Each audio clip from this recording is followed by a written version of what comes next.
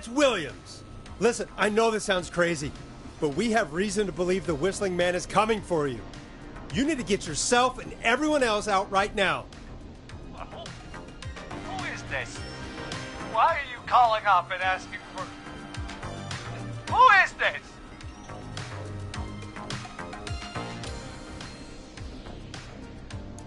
Did you hear me? You need to get everyone out now. Just do it. Hey. It's you, isn't it? I always knew one day you'd...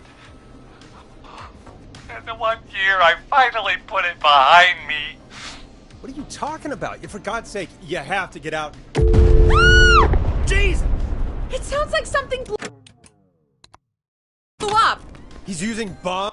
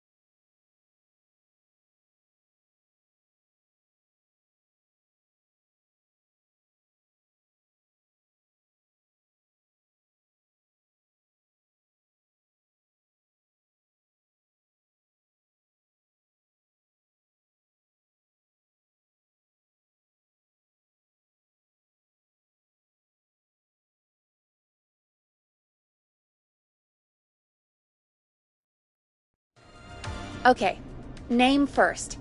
Who do you think the target is? Chuck And where will I find them? the gas station. Okay, I'm dialing. One moment.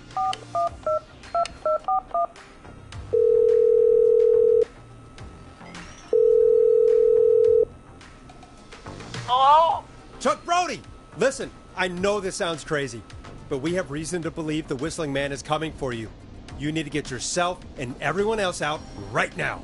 The Whistling Man? Who the hell are you? Who is this? This is Forrest Nash. Listen, the Whistling Man's pack. We found a list with your name on it, and... Oh, God. It's today. The year I finally let myself forget.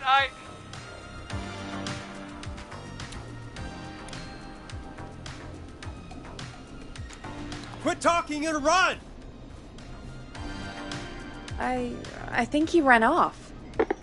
Well, fingers crossed that Chuck... Jeez! It sounds like something blew up. He's using bombs now? Is Chuck? I don't know. Hang on, we're getting a call. Hello? Chuck? Chuck! Forrest! The whole goddamn gas station's gone up. Is anyone hurt? I don't think so. I got everyone to follow me out. Town's only ambulance was blown to hell, though. Yeah. Damn it, that fireball threw me. I've got to get to the hospital. I'm not feeling great. Forrest, man. I can't thank you enough, but... Yeah. I gotta go. Wait, Damn it. We lost him. What was that about the game? Oh, Forrest, the call board is lighting up. Get us into some music while I deal with this.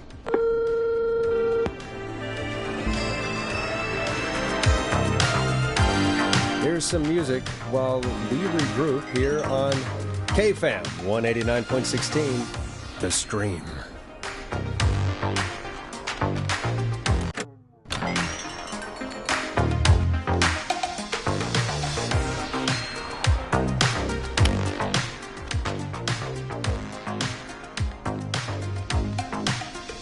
There's gotta be more in the basement to show us who Clive is targeting. And if that's the case, we can get ahead of him. Stop the killings before they can happen. Forrest, we need to go back down. By we, you mean me, right? Yep. Like I said, I need to handle all these calls. Maybe start with that creepy mannequin movie. I still have a lot of questions about those, by the way. Me too.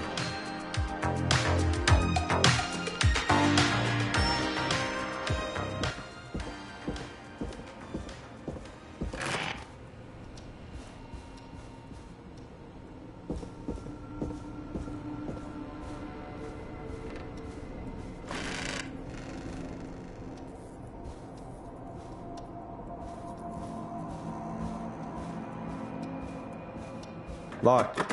For now.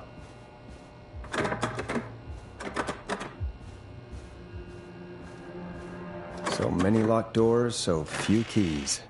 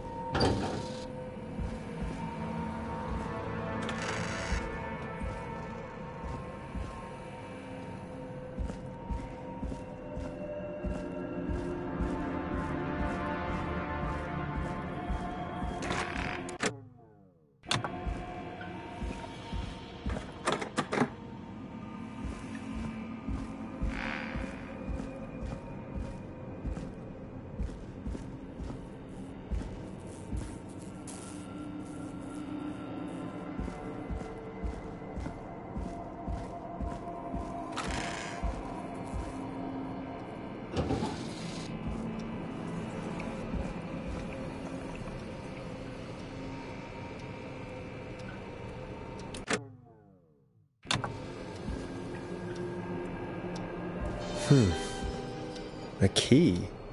Was this always here? I must have missed it when I brought everything upstairs.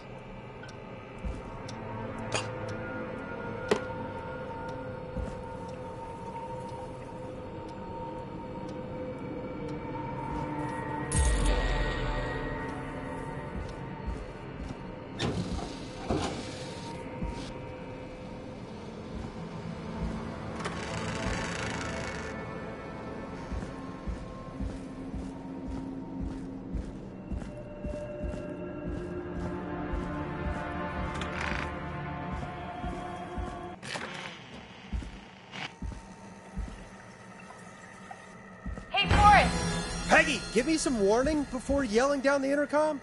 Sorry. Buzz the intercom when you find something and want to discuss it.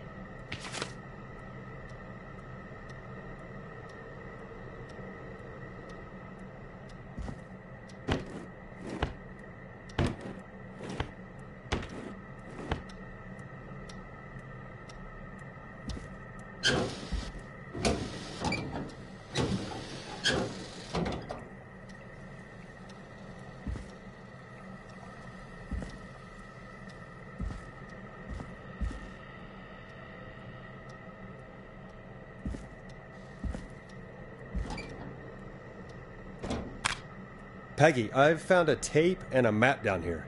A map of what? Looks like it might be to somewhere in this storage area.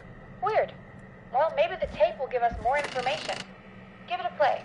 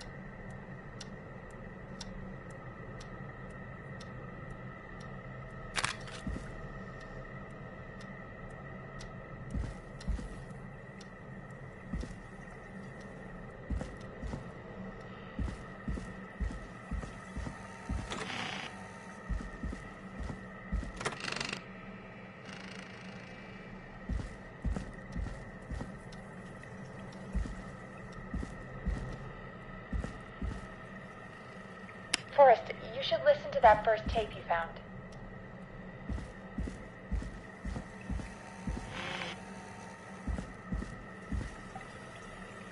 Forrest, you should listen to that first tape you found.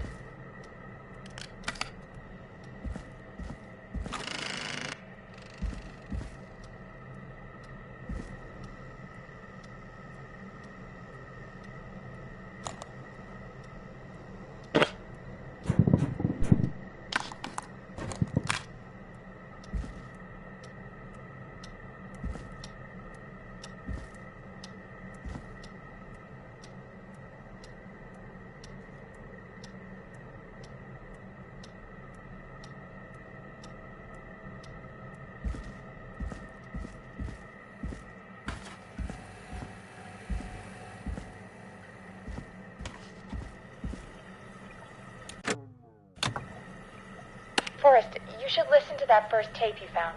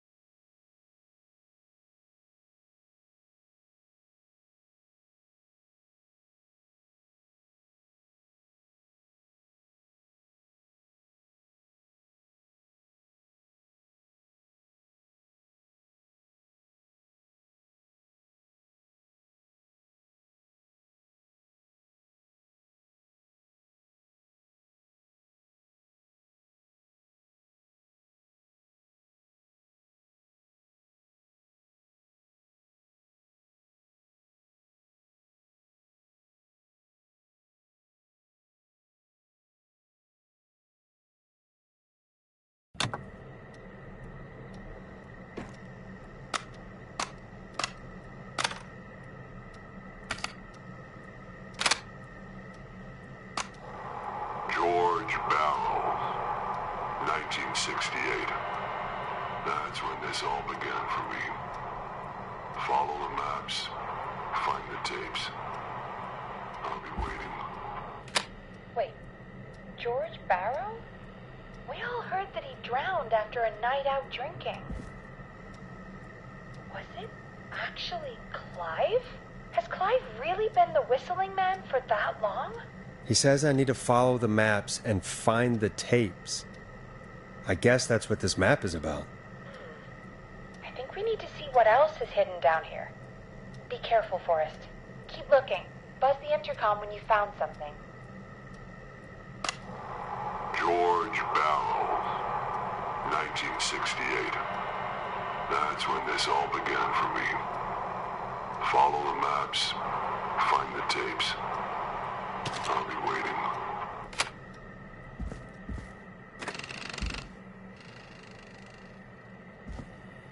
Do you think you found everything, Forrest? I think there's gotta be more down here. I need to find all the tapes. You think so? How much did Clive hide down there? Well, if there are more tapes, then there must be more maps to follow, right?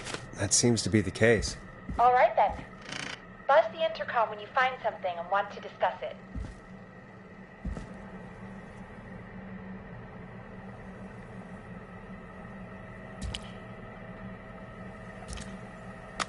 Time of autopsy is 7 a.m. Cause of death is asphyxiation from drowning. The degree of rigor mortis indicates that the subject has been deceased for 5 hours. That puts the time of death...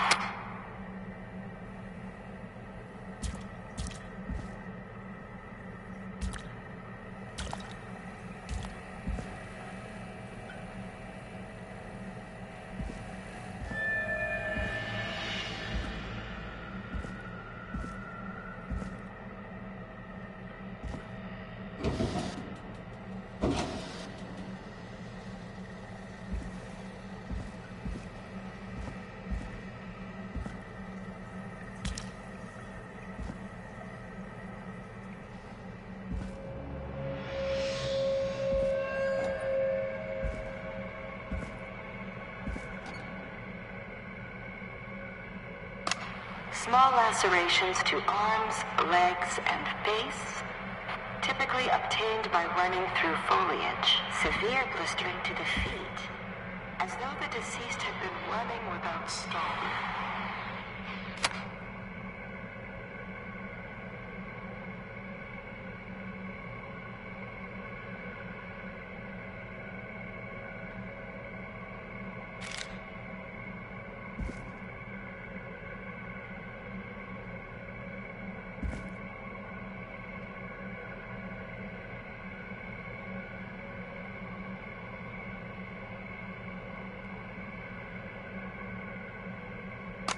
Small lacerations to arms, legs, and face, typically obtained by running through foliage. Severe blistering to the feet, as though the deceased had been running without stalling.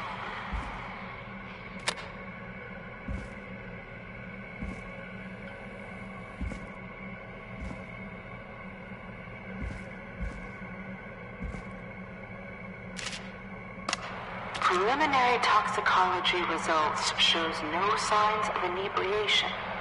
However, a high amount of cortisol was found, indicating elevated levels of stress in the immediate moments before death.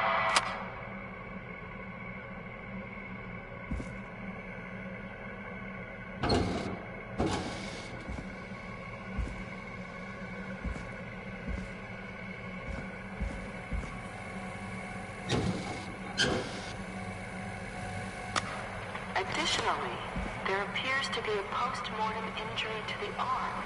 It looks like it was trapped in a car door.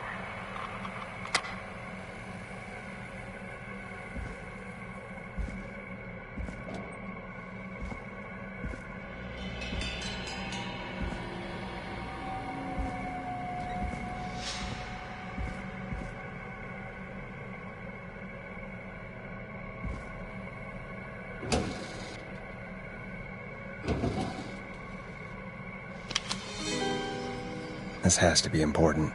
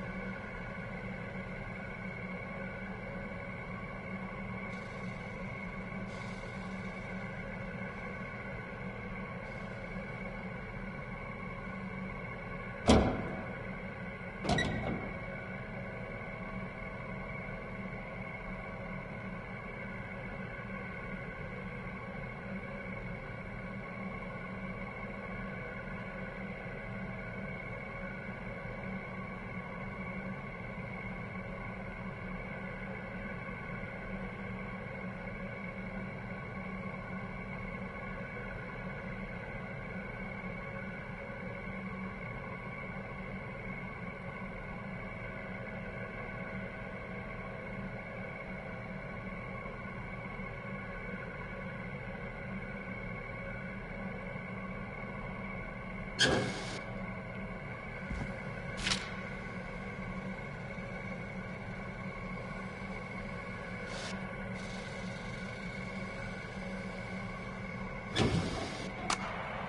is the coroner's opinion that the subject likely feared for his life and was chased, resulting in a fall from a height into a body of water where he hit his head, was knocked out, and drowned.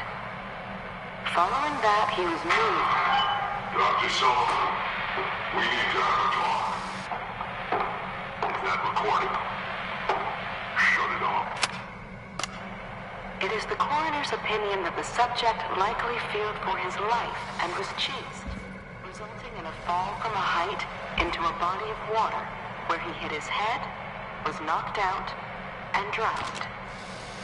Following that, he was moved. Dr. Sullivan, we need to have a talk. Is that recording? Shut it off.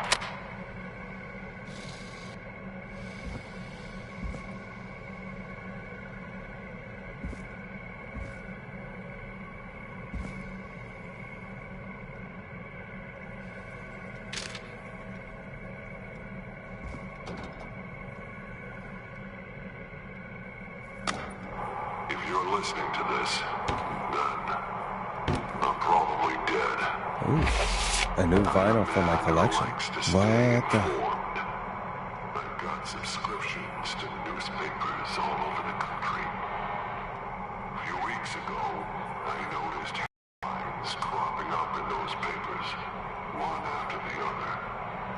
Each headline about a murder. Each murder, the death of someone I knew almost 20 years ago. And each one drawing closer to Gallows Creek. Drawing closer to the anniversary. None of us are innocent, but I don't think we deserve killing. All I hope now is that I can save some folk from the worst. And I can, I don't know, do something to make up for what I did back then, I guess. I didn't kill anyone, mind you, but that's past mattering. Now, there's more I could say, that I should say, but my employer made it clear that my family would pay a high price if I ever spoke out. So, hopefully I've said enough for you, listener, whoever the hell you are, to start putting the truth together.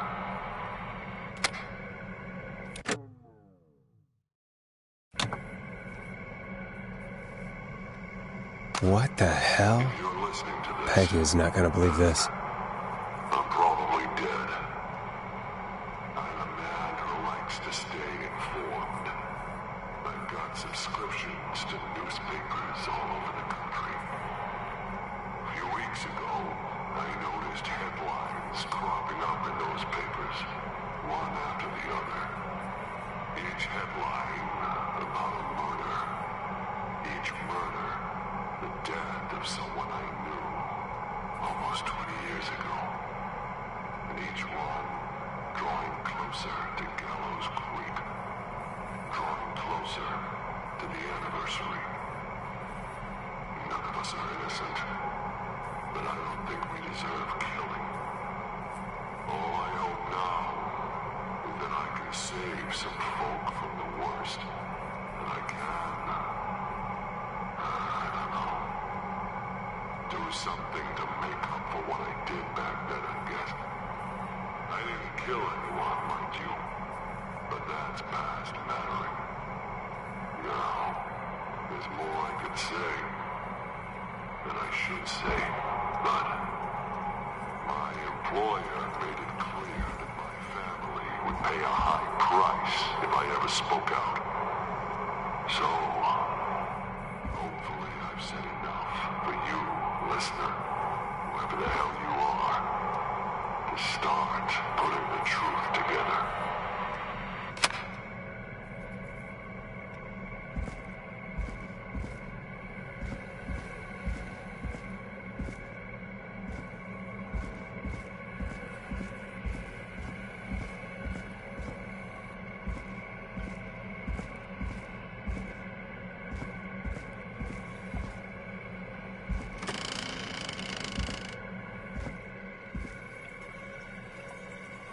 found, Forrest?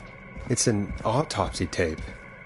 Doesn't say for who, but I think it must be for George. Poor George. He was so young. Something's bugging me.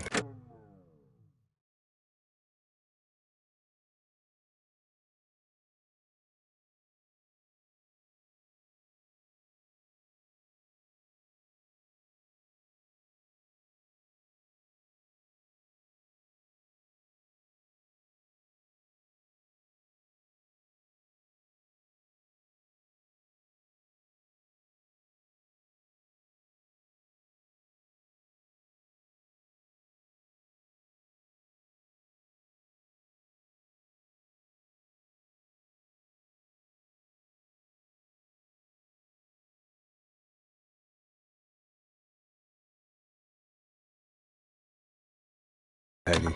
What do you mean? I swear I recognize the voice of the woman talking on the tape. I just can't place it. Seriously? Do you think you've met her before? I don't know. I mean, I just got here recently. I don't know. Found another tape. It talks more about how George died. What did it say? It sounds like he was running for his life.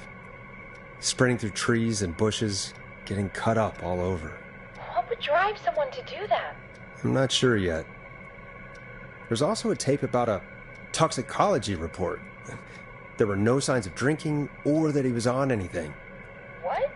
But everyone said he went swimming drunk and drowned. It was in the newspaper and everything. I found a written autopsy report. What does it say? According to that, it's just like you said at the start. George drowned after getting drunk. Said he liked to fight, too. But that contradicts the tape. I know. And I think I know why. There's a note with the report that says, "I'm sorry I made you do this, Virginia." If it was on the autopsy report, then Virginia must be our coroner. Wait, the caller from earlier, when we had to call the takeout restaurants, wasn't her name Virginia? If only she had made it. Then we might have learned more about what's going on. It's okay. We did what we could. The takeout idea was a long shot as it was. I found a tape that introduces a new detail to the story. Post-mortem injury. Apparently, his arm got caught in a car door. A car door? Yeah, after he died. How do you suppose they can tell? How can they tell? I'm a radio producer, not a coroner. In another tape, the coroner comes to the same conclusion as I did. George was running from something. Maybe an animal? Maybe, but then there's this next bit, where the coroner thinks he was moved post-death.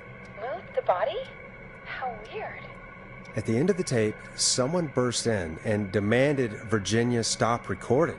I think it was Clive. This is starting to make sense now. This is a conspiracy to cover up what happened to George. I think I found Clive's last recording. I think Clive might be gone. Gone? I found a confession. Not for any killings, but for playing a part in covering up George's death. He left this behind in case he died. He hoped someone would find it. Do you think the Whistling Man already got him? Possibly. We've had a lot of callers tonight, but maybe not every victim made it to the phone, you know? We don't know how many there really are. Christ, Forrest, that's dark. I know, but Clive said he had read about other murders in other towns, and that the murders were all folks who knew about the incident. And the killings were getting closer to Gallows Creek. He said he wanted to do something good for once. The board in his office. He wasn't tracking people down to kill them. He was tracking them down to save them. Why didn't he just come out with all of this? He said his employer threatened his family if he spoke out about any of it. His employer? The one who orchestrated the cover-up? Oh, Clive. I'm sorry for thinking you'd killed all those people. Do you think you found everything? I think so. Forrest, What's going on here? Someone wanted that boy's death to seem like an accident. And they hired Clive to make it look that way. Come back upstairs when you're ready. We need to figure out our next step.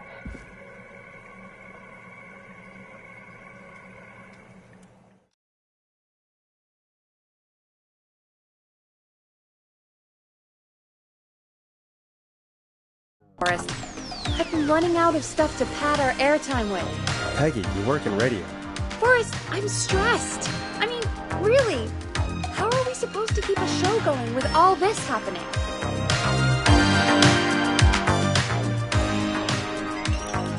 This is our job, Peggy. I gotta do it. You're right. So, what's the plan now? We could try Sandra. What would Sandra know? I don't know, but we have to start somewhere. Anyway, just be careful when you're talking to her. Don't push too hard. We don't want her to hang up. I'll be careful. All right, calling her now. Hopefully she's at her jazz studio.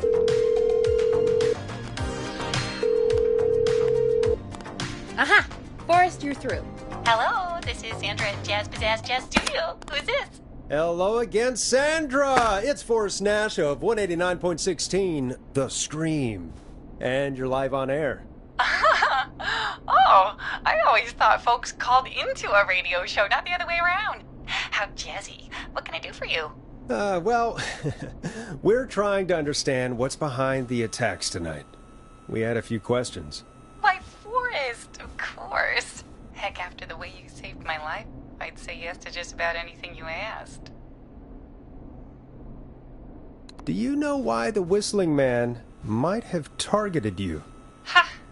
As far as I could tell, he was just a knife-wielding psycho with superhuman cardio. He'd have chased after anybody. Right. Well, we think he might be chasing specific people. People who know about the death of a boy named George. Oh, I don't know anything about that. Sorry.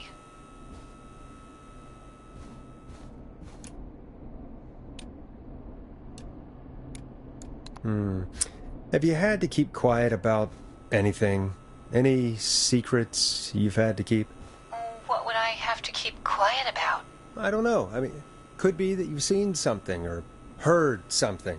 I never saw anything. And even if I did, what would that matter?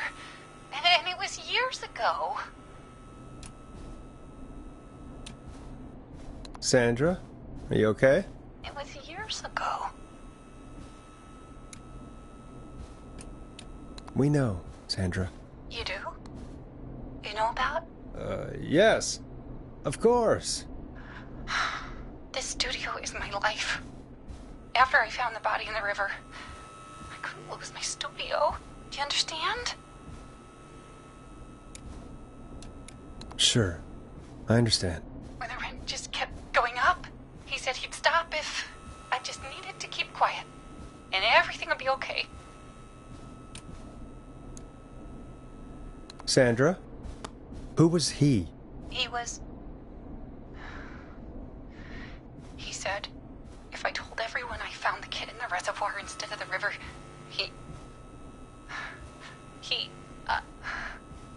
I'm sorry. I can't do this. And she's gone. I don't think that could have gone any better. You truly did great, Forrest. Well, folks, if anyone out there has any thoughts on what's going on tonight, please call in. That's good timing. We've got a call waiting just this second.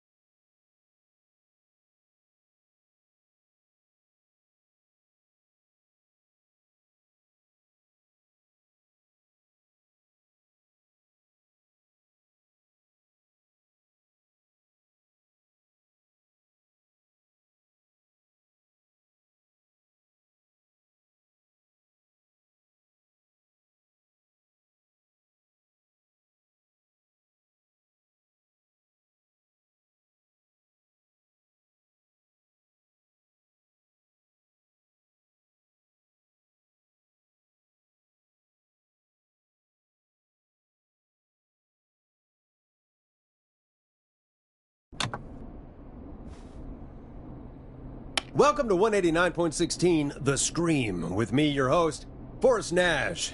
Hi, Forrest. I know this is really out of the blue with everything happening tonight, but I wondered if you could send a special birthday message to my uncle. No, I don't wanna. Oh, come on! It's his birthday. I won't have a chance to do it again until next year.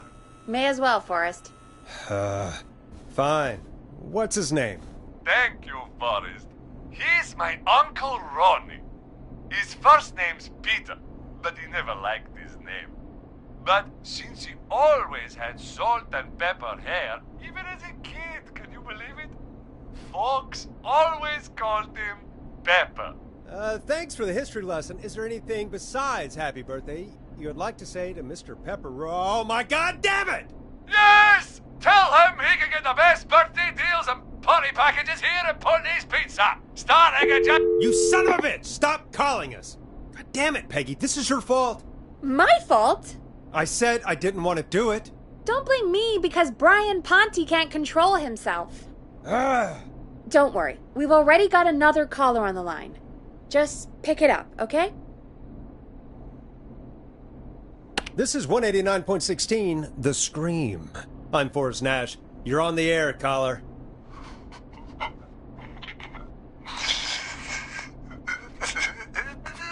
Caller.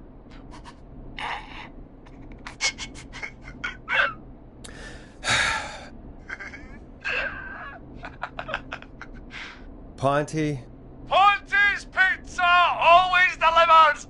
Come rain or sleet or whistling man, we'll be there!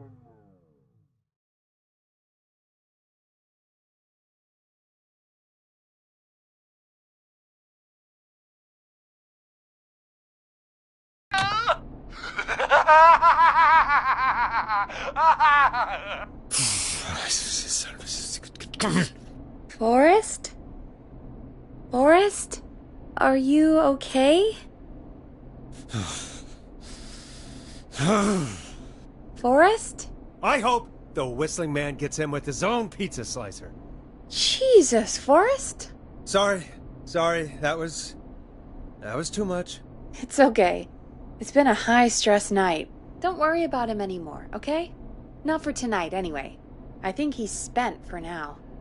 We've got another call, whenever you're ready.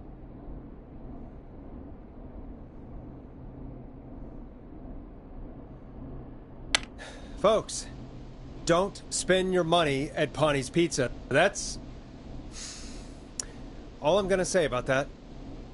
Moving along, I'd like to welcome another caller to 189.16 The Scream, with me, Forrest Nash.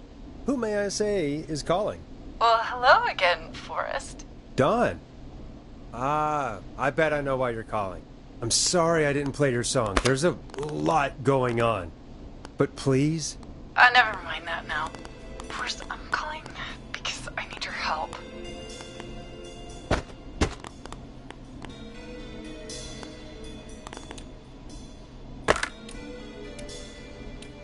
Are you in danger? I sure am. Do you mean Yes, he's after me now. you?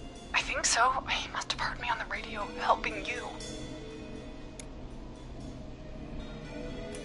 Right. Okay.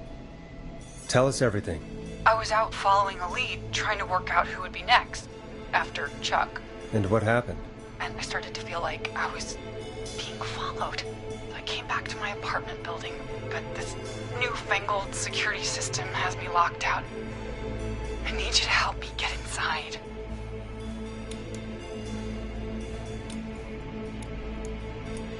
Can a neighbor let you in? I only moved in last week. I don't know anybody yet. There's not even a buzzer here, only the keypad for the entry code. I need that code to get inside. Which apartment block do you live in? Maybe one of our listeners lives there too.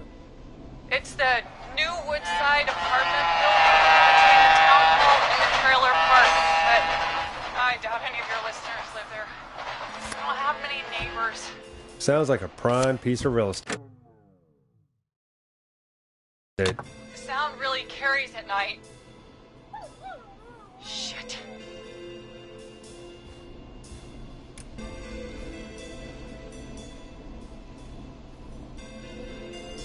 Sounds like a noisy part of town.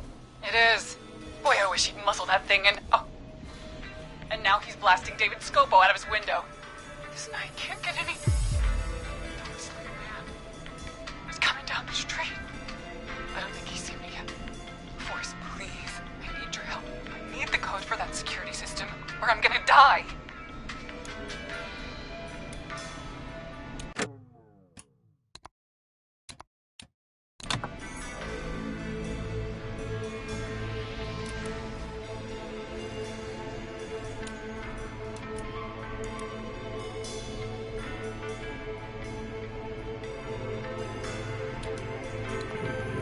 What's your neighbor's name? I don't know my neighbors, remember? Please, I need to get in. Can you get your neighbor's attention? That the whistling man will see me, Forrest. I can't do that. What's the name of the security system? There's a sticker on the box. It says Starling Security 4000. There's a keypad, and it looks like it wants a 6-digit number.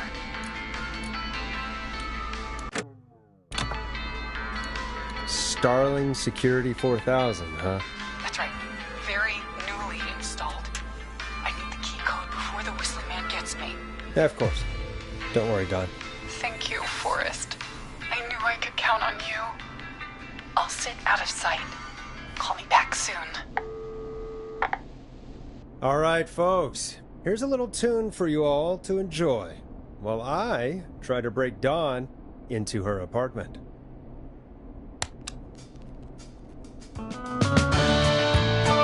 A classic backed by popular demand. This is Long Ride Home by the Barn Finds. You were pretty quiet there, Peggy. Forrest, was it just me, or was there something... Yeah, it wasn't just you. Something was weird about that. Yeah. Well, tell you what, we have a Starling 4000 or whatever here at K-Town. Clive bought one for the station. Maybe we can find something to help. Well, I'm not sure who, but to help someone.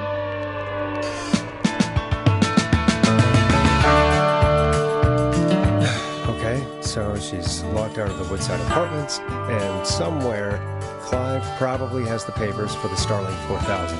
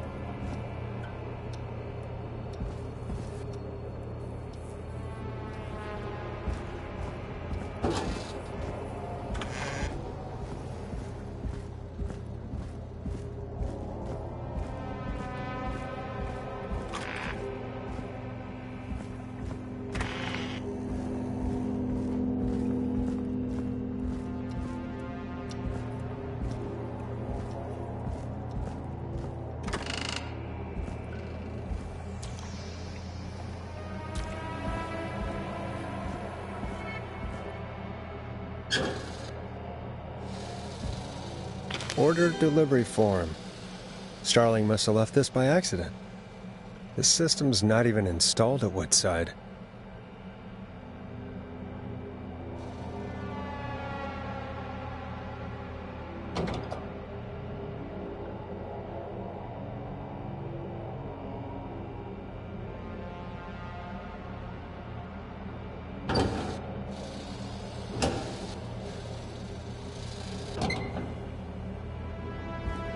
Starling 4000 user manual.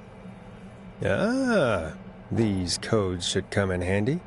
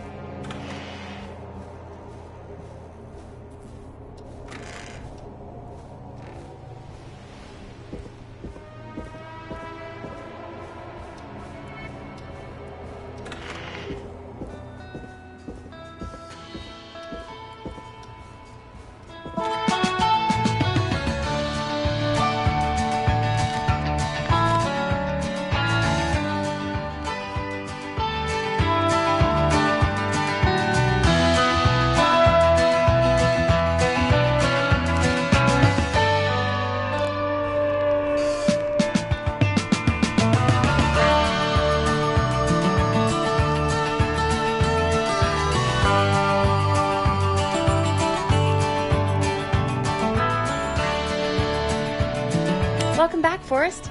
Find anything? The Starling 4000 security manual. It's got a bunch of codes. Good. And did you find anything else? I saw a list of everyone else who bought the Starling 4000. Know who was on there? Oh my god. Roller Ricky! Do you think we should give him a call? Is that crazy? I don't know what you'd say, but...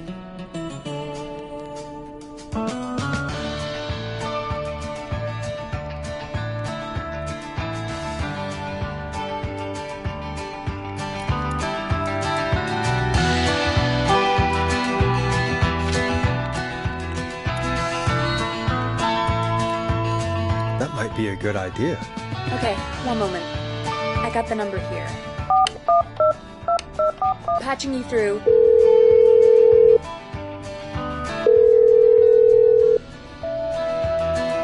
Shit. He probably can't hear it over the music. Forrest, I don't know about this. This is super weird. Just put me through to Don. I'll take care of this one way or another. Okay, if you say so. Line 1, whenever you're ready. Don, are you there? This is Forrest Nash from 189.16, The Scream. Oh, thank God you're back. I've been so afraid. What's the code to the gate?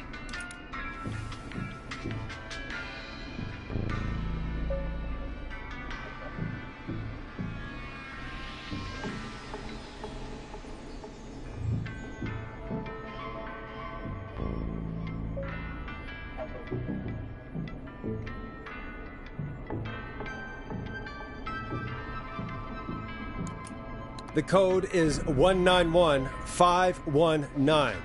Thank you, Forrest.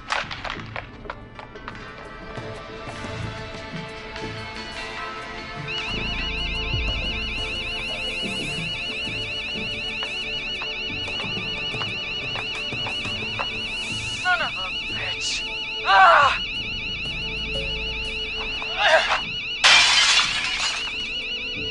Is she?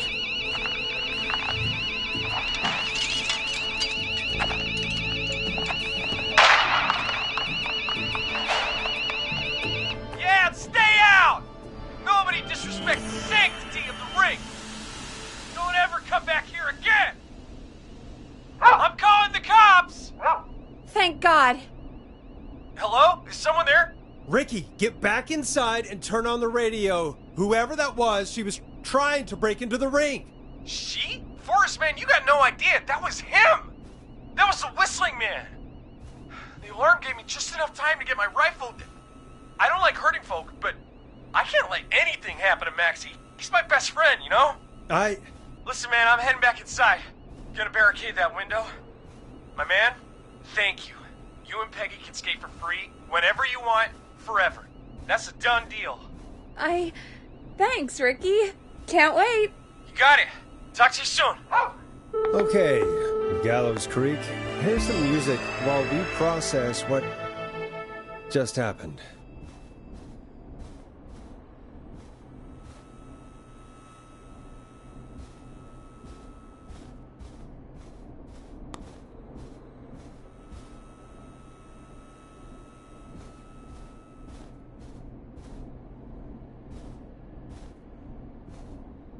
Play a record, Forrest.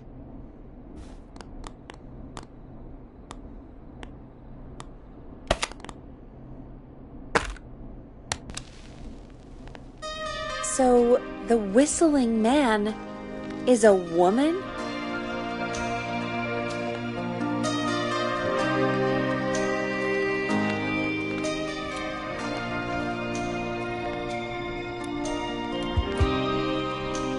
I had my suspicions. Yeah, sure, Forrest. You just never mentioned it. She called up. You spoke to her multiple times.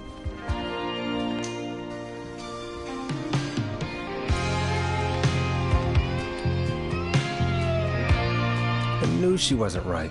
Is that right, Sherlock? Why do you think she requested that song?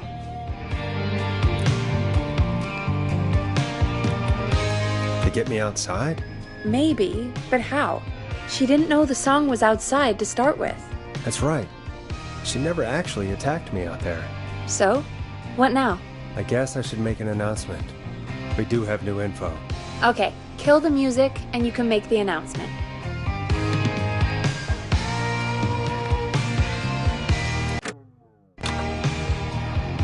Okay, you're live in 3, 2... Hey folks, this is Forrest Nash here. I hope you're all safely locked inside. For those of you listening to that last call, you might be wondering what to make of it all. Here's our take. We now believe the killer is actually a woman. One who might manipulate you into letting her in before she attacks you.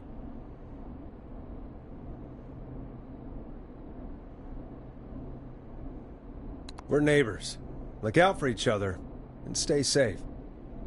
The killer was calling themselves Dawn. This could be a fake name. If anyone needs help or you have info on the killer, please call in. You folks have my new number, right? It's 911. Hopefully, our next caller can help shed some light on our killer. Hey, we had a call come in. Okay, folks, time to take a call. You're through to Forrest Nash on 189.16, The Scream. Hey, man. Murphy? Damn straight. What's going on, Murphy? You in danger again? Nah, man. I've just been listening to the show here at home. And since you asked folks to call in if they could help out, well, I'm calling. I don't know if I can say as much as other folks have, but I figure I wouldn't be a good role model to Fernando if I didn't try to help, you know?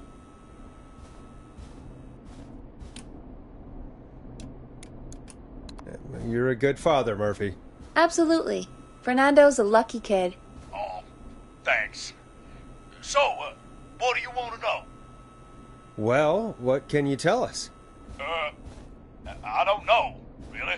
All right. Well, do you know anything about the death of George Barrow? Absolutely nothing. Okay. What about the killer herself? Herself? Man, I didn't get my ass kicked by a lady. The man I went toe-to-toe with was a man. You heard the last call, right, Murphy? Yep. So you know it's a woman, and you were trained by a VHS, Murphy. I know, but... Man, how could it have been a woman under that mask? Let's just move on. Do you know anything about the history of the Whistling Man? No, sir. Tonight's the first time I ever heard of him. What? I moved here 3 years ago, man. What do you want from me? Nothing. You and Fernando just stay safe. Right. Sorry I couldn't help y'all more, man. Now, if you'd have asked me about gators... Forrest, we have a call coming in. Sorry, Murphy. I think that's all we've got time for right now. All right. I'll catch y'all with the gator talk later. Night! Well, folks, that was a bust. But perhaps our next caller has more they can tell us. Let's find out. This is Forrest Nash, and you're listening... Please help me. My name is Casey Moore. I'm at 25 Nancy Drive. My best friend's been stabbed. He's bleeding everywhere. I don't know what to do. Please help me. Is he still breathing? Yeah, but he's bleeding out fast. I really need help. Please. Take a breath. We'd been out at the reservoir. We were heading back to his place when we heard this whistling all of a sudden. He just started freaking out. He screamed at me, told me to hide. I'd never seen him like that, and I just panicked and ran and hid in a bush. Oh no. Forrest. Then what happened? He went up the road and talked to someone. I couldn't really hear or see anything. It sounded like he might have known the person, and they just stabbed him. Casey, was he talking to a woman? I don't know. They had a mask and wore all black. That's all I know. Please, we need help here. I'll get you help, but I need to know. Where did the masked person go? They left. They left him to bleed out. I waited until they were gone, then dragged him into the garage and called 911. Wait, why didn't she make sure he was dead? I don't know. I think I heard them say something like, "It's not so funny now, is it?" before they left, but please, he needs to get to the hospital. I can't drive, so we need an ambulance. Forrest, the ambulance was destroyed in the explosion at the gas station. You should get all the info you can. What's your friend's name, Casey? It's Jason Parker. Can you tell us where Jason was stabbed? They stabbed him in the stomach, and then stabbed him again in his leg when he was on the ground, and it's... Oh, the knife is still there in his leg. We'll be right back. Peggy, patch us through to the hospital. On it. Phoning St. Gabriel's now. Switch to line 2. Hello, St. Gabriel's Hospital. How can I help you? Hi, this is Forrest Nash from 189.16. We have a stab victim at 25 Nancy Drive named Jason Parker. He's been stabbed in the stomach and the leg. He's bleeding heavily. Oh, God, I'm sorry. But the ambulance is... well, you know. I know, but please, we need something, or he's going to die. Forrest, Listen, you're going to have to get him here. We need to see him, and we can't get there ourselves right now.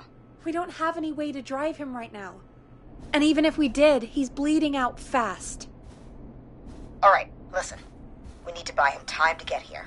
That means stopping the blood first, and then finding someone to stabilize him. To stabilize him, you really need someone with first aid training. Do either of you have any? No. Me neither. Damn it. I'm really sorry about this, but I have other patients who can't wait. All I can do is talk you through the procedure as quick as I can, and then leave the rest to you. You think you can handle that?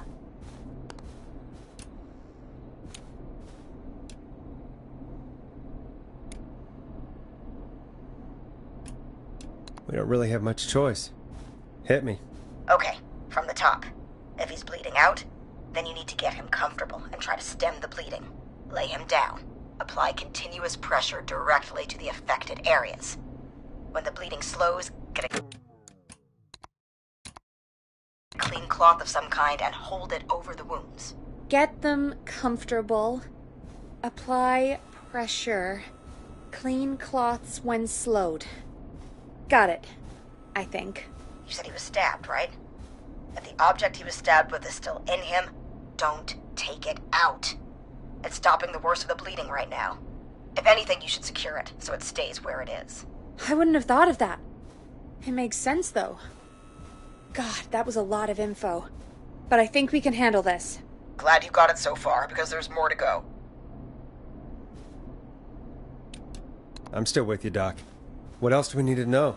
If he's lost a lot of blood, he may enter shock. If he does, act fast. If you applied a cloth and it's bleeding through, don't remove it. Just apply another on top of it. If it's safe, elevate his legs to get blood circulating to his vital organs. Try to keep him warm. Get him to rest and reassure him. We need the patient to stay calm.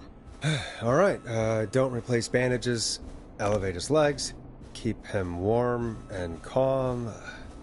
This is a lot. I'm really sorry. That's as much as I can give you right now. Try to stop the bleeding. Find someone to get him stabilized, and get him here as quick as you can. Good luck.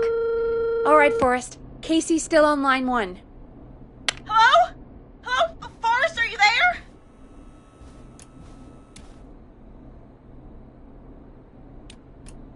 Casey, I have bad news. We're on our own for now. Oh, no. No. Jason! Why the hell didn't I do anything? No, Casey, you did the right thing. We got advice from somebody at St. Gabriel's. We're gonna talk you through this. Oh, thank God! I've been putting pressure on his stomach wound since you left, but he's still bleeding. I don't know what to do. That's good, Casey. The nurse said to do that. What about the knife in his leg? It's gotta be hell. Should I pull it out? No, don't touch the knife. The bleeding will get worse if you pull it out. Are you sure? I'm sorry. I'm gonna stop making suggestions. No, don't worry, Casey. We're a team here. We're all going to get Jason through this. Casey, is his leg wound bleeding right now? I hate looking at that knife. Yeah. It's bleeding. His stomach is worse, though.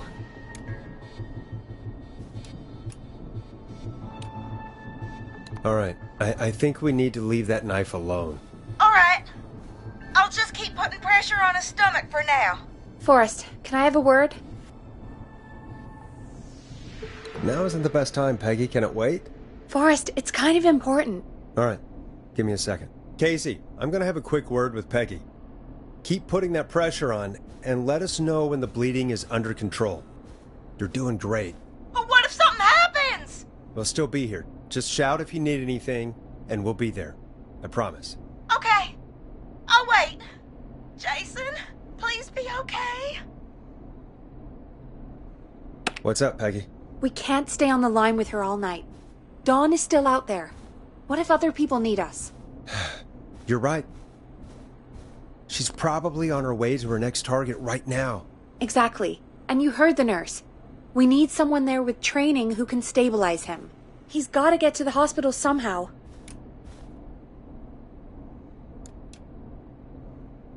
Could somebody nearby help them?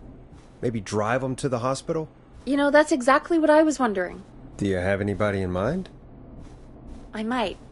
A little before you started working here, KFAM did a mandatory first aid training course. Me and Karen missed it because we were away on a producer getaway. You skipped it, didn't you? Never mind. So, how does KFAM's first aid course help us? Casey said they're at 25 Nancy Drive, right? Yeah? Why? They put up a bunch of cheap houses around there about 10 years ago. So a bunch of people here at the station live around there. Do you think any of them could help Casey and Jason? Probably, but I don't know who lives there. And since I missed the training day, I don't know who knows first aid. Could you call them and ask? I don't know everybody's numbers. I've only ever called Karen. Everybody's personnel info is probably in Reggie's office. Got it. I'll look through their files in Reggie's office. It's a life or death situation. I'm sure they won't mind. Right. But there are a couple of problems with that.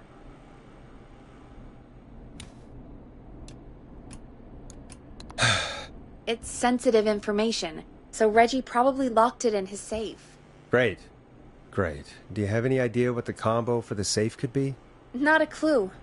Reggie's a serial note-taker, though. Maybe something in his office will give it away. Right. There is something else. I'm not gonna like this, am I? Have you ever heard, "The future is floppy"? Peggy, what the hell are you talking about? I'm talking about floppy disks. Floppy disks are like these futuristic things that have information on them. You put them in a computer and they do something. Peggy, I know what a floppy disk is. Anyway, Reggie decided that the future is floppy and started phasing out our physical records and replacing them with these floppy disks. I imagine it's the same for our personnel files. That's good to know. Since we haven't heard anything from Casey, I'm guessing Jason's okay for now. I'll check out Reggie's office and see what I can find. You'll need a key for that. I'll just slide it under my door now. Thanks, Peggy. I just have to look around.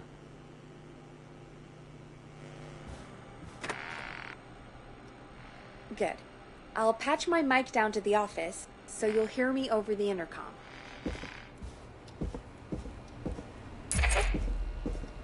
Locked tight.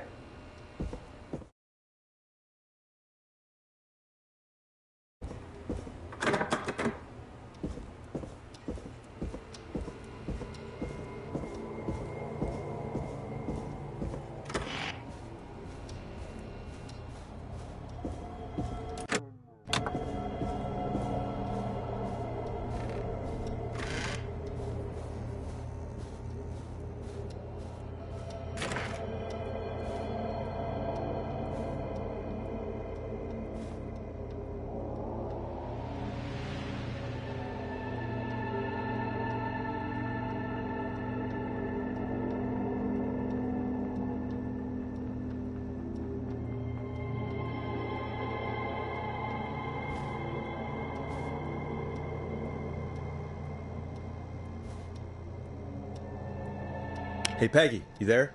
Yeah, I'm here. Did you find what we need? I can't figure out how to get into this stupid safe. No worries. We still have a little time. Reggie writes almost everything down somewhere. I'd recommend you start reading. I'll have a look around. You're probably right. I'll let you know when I find something, or don't.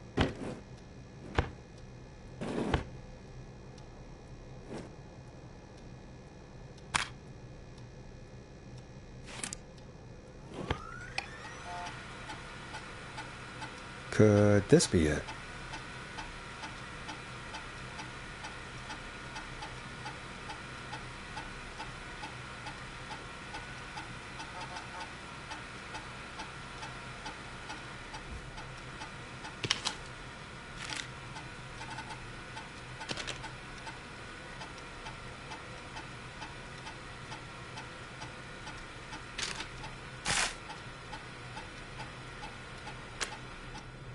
Looks like I need a 4-digit code.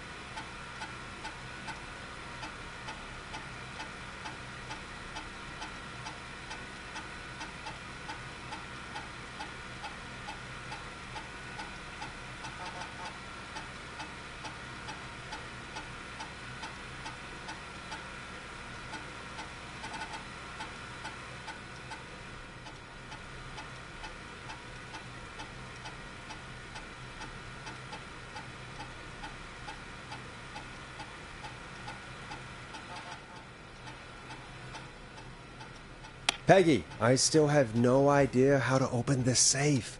Okay. So let's change our thinking. What if we... Hello? Is anybody there? Please pick up. Casey, I'm here. What's wrong? Jason started going pale. I tried to get him to rest, but he just threw up everywhere. What's happening? What do I do? God, it sounds like he's going into shock. Casey, just stay calm. It's going to be okay. But the breathing seemed to slow down. Did I mess up? Casey, calm down. You've done everything right. I need you to listen to me, okay? For Jason. What did the nurse say to do about shock? Casey, I need you to elevate Jason's legs. We need to get the blood flowing to his vital organs. Got it. Jason, stay with me. I'm just gonna move you. This might hurt. Okay. I propped his legs up on some boxes. I'm looking at my notes. We need to get Jason as warm and comfortable as possible. Do you have anything you could use nearby, Casey? Yeah. I still have some laundry next to me. I'll wrap him in some blankets. Just give me a second. Sorry. Sorry.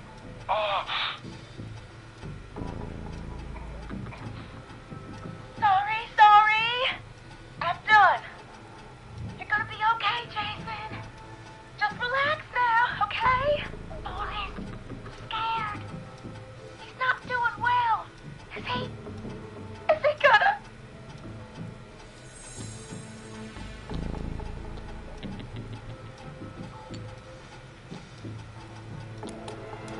Casey, I need you to be strong for Jason. Sit with him and reassure him that everything's going to be okay. Okay? Okay. But please, I can't give him what he needs. Please, help. I can't lose him. Come on, Karen, pick up. Hello? Who is this? Oh, what time is it? Karen, it's Peggy. Something terrible has happened, and I need your help. Peggy? Oh, did Reggie find out about our drinking sessions? What? No, somebody's been stabbed. He's at 25 Nancy Drive. There's no ambulances, and... Whoa, Peggy. You know I missed first aid training. I have no idea what to do. Please, Karen, you always know what to do. You're the best we were able to come up with. I really don't know about this. Karen... Okay, I'll do what I can. 25 Nancy Drive, right? Yes. Thank you, Karen. I really owe you one. You're looking for Jason and Casey. Thanks. I'll head over there now. We'll talk soon, okay? Good luck. Hello, Casey. Are you there? How are we doing? Bad. Jason seemed really weak, and then just started crashing.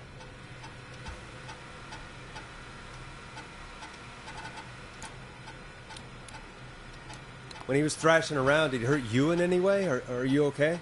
I'm fine, but Jason passed out. Please tell me you found someone to help.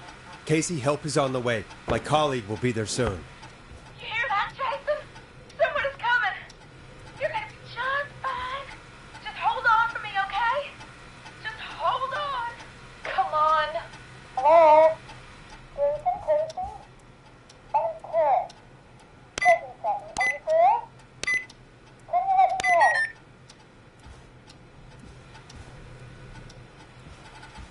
Oh boy. He's definitely been stabbed. I'm gonna need you here, Casey. It's gonna be all hands for this one. Okay. Forrest, we'll call you back later. I have to go now. Good luck, everyone. God, I hope he's gonna be all right. And with that, the show moves on. We're sending our best wishes to Jason.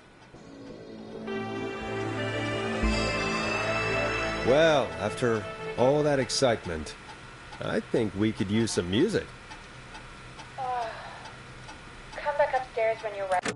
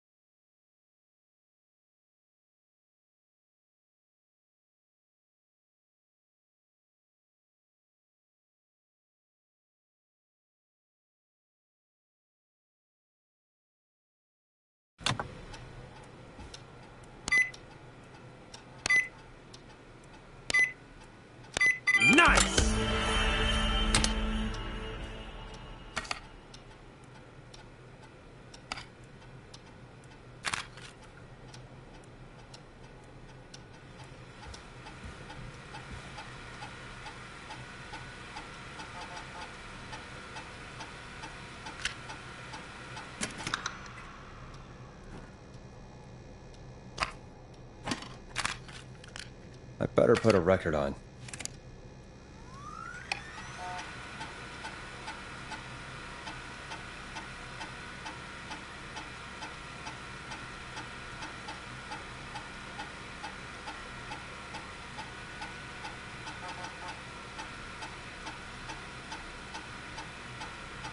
Dead air is a crime, Forrest.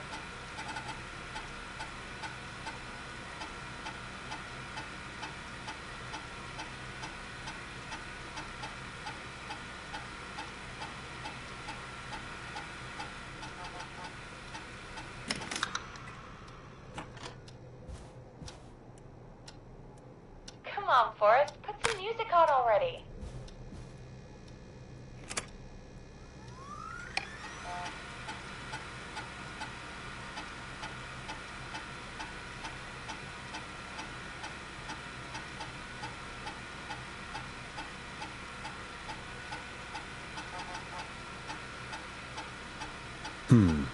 What song should I play?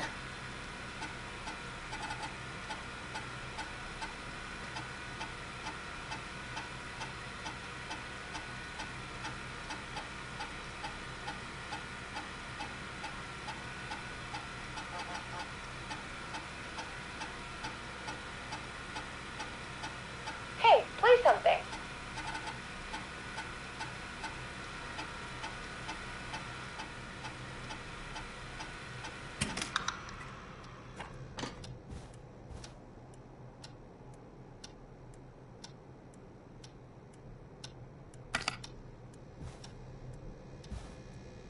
Time for some music.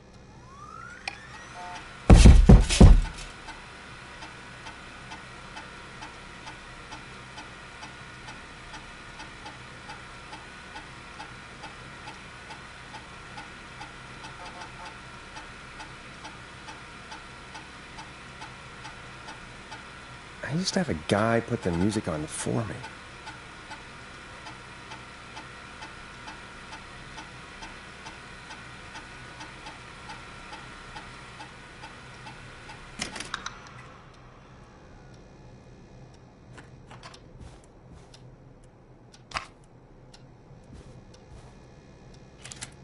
Play a record, Forrest.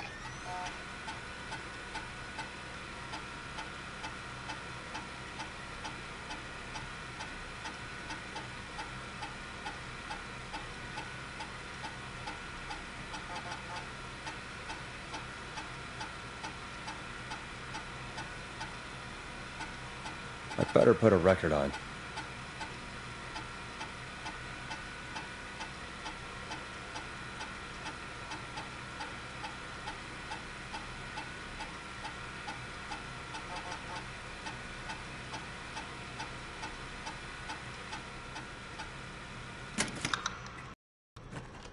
Dead air is a crime, Forrest.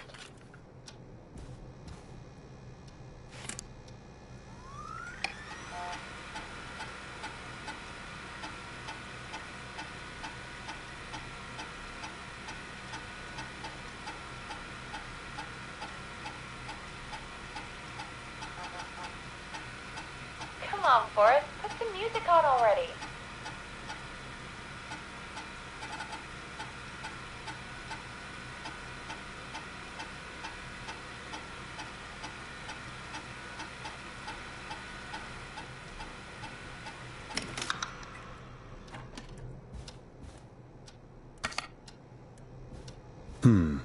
What song should I play?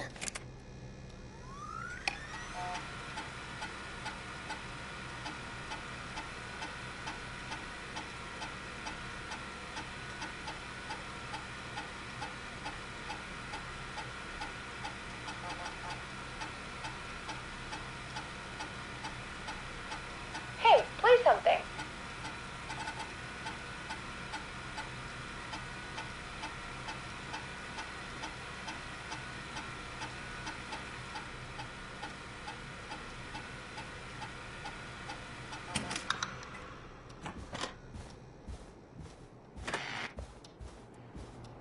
Time for some music.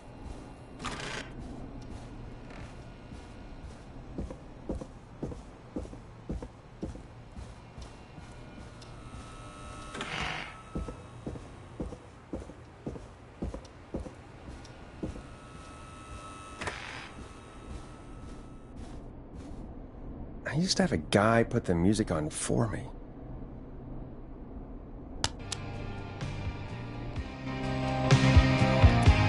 Coming up for your listening pleasure, it's Caged Tiger with their single, One Last Goodbye. It's getting pretty late.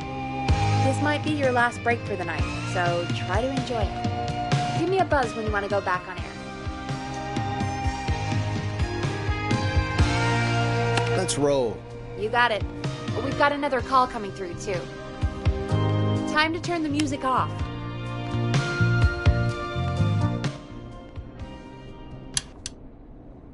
Welcome back to 189.16, The Scream. I believe we have another caller on the line. How are you tonight, caller? Forrest, it's me, Roller Ricky. Oh, and Maxie's here too. Are you okay?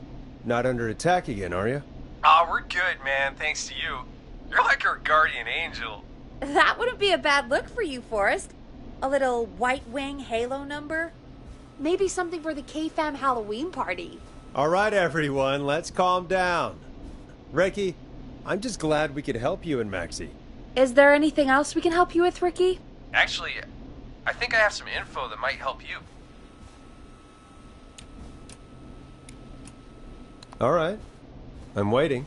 You see, man, me and Jason know each other. You know each other? Yeah, we went to Gallows High and played on the football team together. He was a gnarly offensive linesman, and I was our star wide receiver. Runner Ricky, they called me. All right, and what does that have to do with tonight? Well, because George, the guy who drowned, he was on our team too. Keep talking. What happened? We had our first team party on the night he drowned. He seemed like such a good dude. Ricky, were you there when George drowned? No, man. Once the party turned, I beat feet out of there. Man, I remember George and his girl there. There was a whole lot of love, man. I could see it, you know? Ricky, please. What was her name? I never got her name, man. He just called her Bean. I didn't really know her before or see her after that. Then what did she look like? Please, tell us anything you remember. I just remember a pretty girl, man. I'm sorry. Ricky, you said the party didn't last long. What happened? We were just having a good time, and then the next thing I knew, everyone was running for their life. I looked up and saw that goddamn whistling man in the trees. And I never ran so fast in my life. I ran straight home. Didn't know about George until next morning at school. I'm guessing it was whistling night, wasn't it?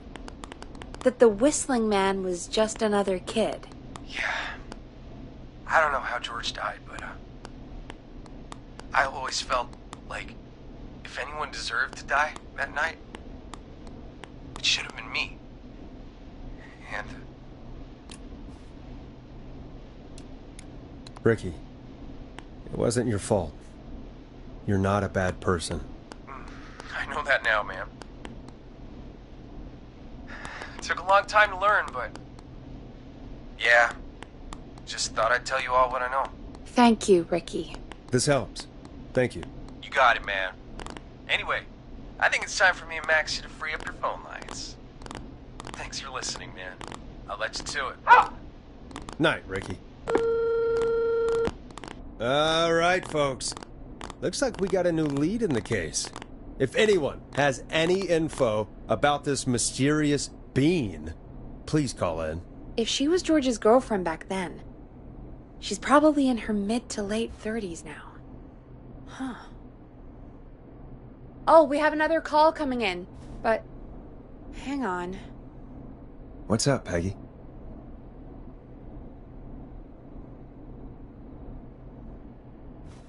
Peggy?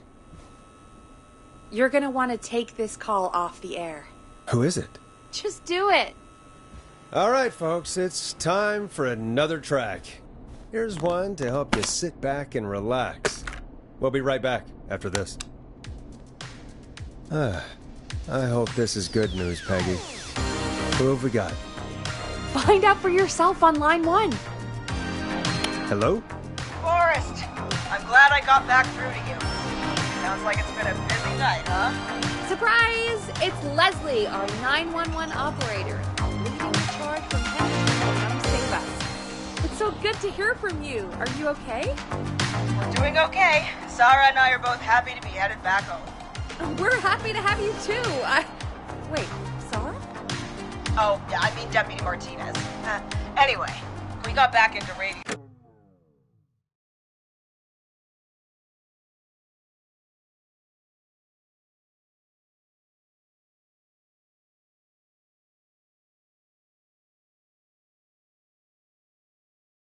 Arranged a little while ago.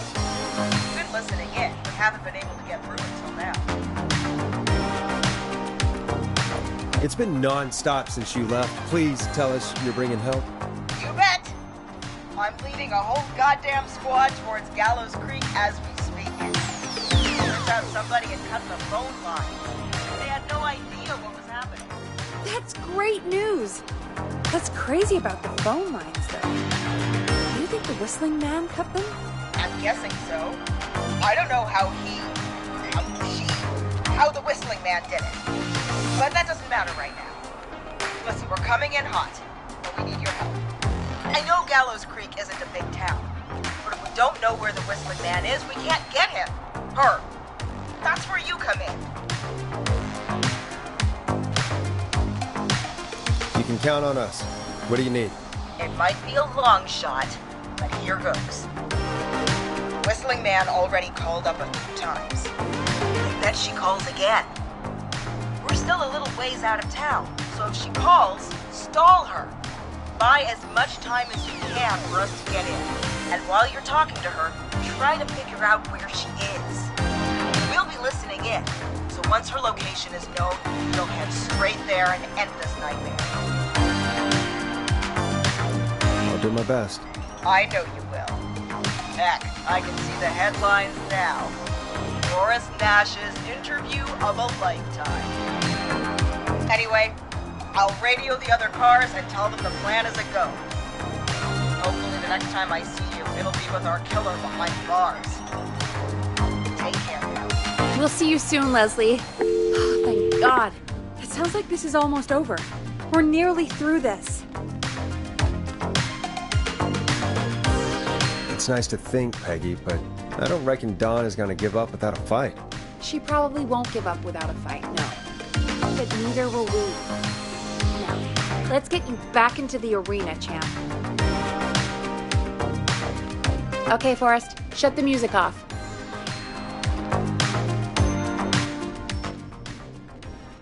Bringing you back live now. Welcome back to The Scream with me, Forrest Nash. The line is lit up, but before I get to our next caller, I just want to say, things are looking up. It's almost over. But for now, let's bring in our next caller. Evening, caller. This is Forrest Nash. Forrest? Casey, is that you? Are you all right? Forrest, it's Jason. He's gonna be okay, right? Don't worry. He's gone? Oh, Jason. Your friend. They tried everything they could. They said he just lost too much blood. Are they still with you? Can we... Your friend? No, they just left. They seemed really shaken. I'll have to call them up tomorrow. I can't believe he's gone. Could I have done more? You did everything you could have done. You both did. I'm sure Jason knows that. Thank you, Forrest. I really hope so. Hey, guys, I'm really sorry, but there's a call on the other line. I just need to make sure we don't have another situation brewing. It's all right, Peggy. I understand. Do what you need to do. Thank you, Casey. I'll be right back. Forrest? Yes, Casey? Before Jason passed out, I asked him who did this, and I think he knew who attacked him. Are you serious? Yeah. He said it had to do with a boy named George. Barrow? It all keeps coming back to George Barrow. He said that George died during... God, what was it? Whistling night? Some kind of prank night. And that the person who stabbed him wanted revenge for George. Casey, are you absolutely sure this is what Jason said?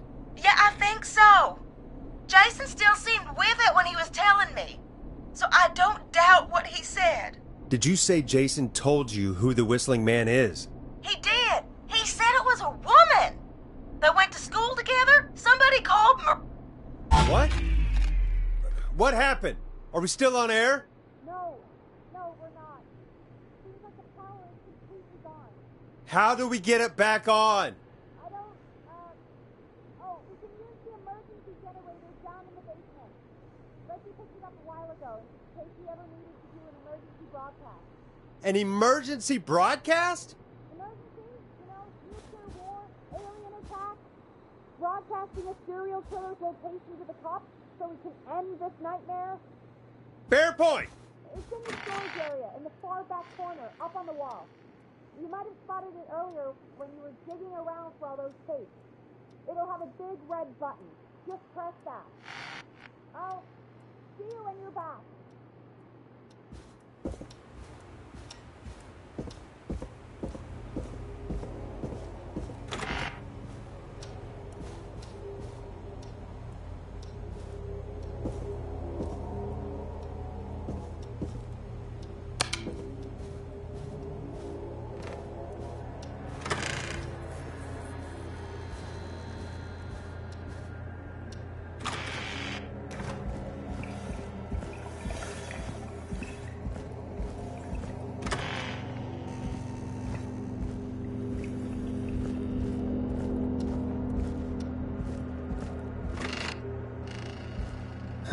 Far back corner.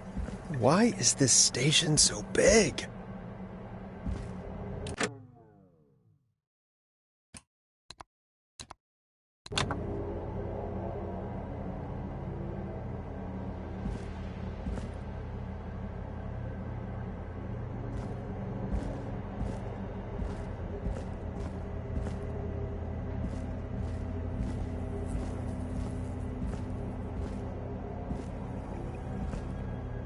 That must be it.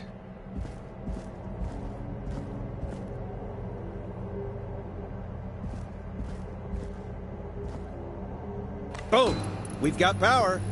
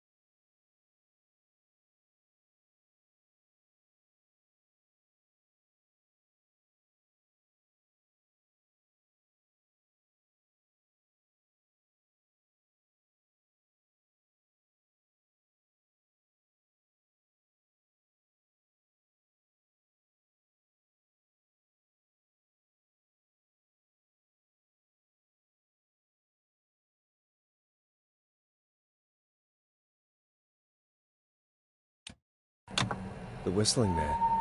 I need to warn Peggy.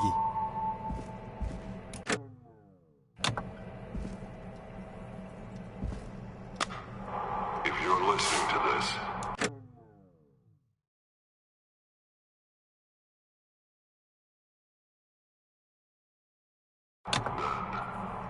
I'm probably dead. I'm a man who likes to stay informed. I've got subscriptions to newspapers all over the country. A few weeks ago, I noticed headlines cropping up in those papers, one after the other. Each headline about a murder. Each murder, the death of someone I knew almost 20 years ago. And each one drawing closer to Gallows Creek. Drawing closer to the anniversary.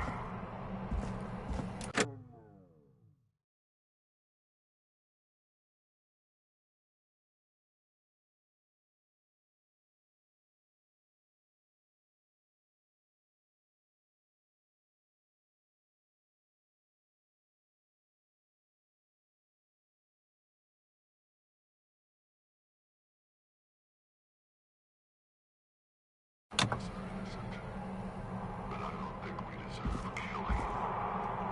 All I hope now is that I can see.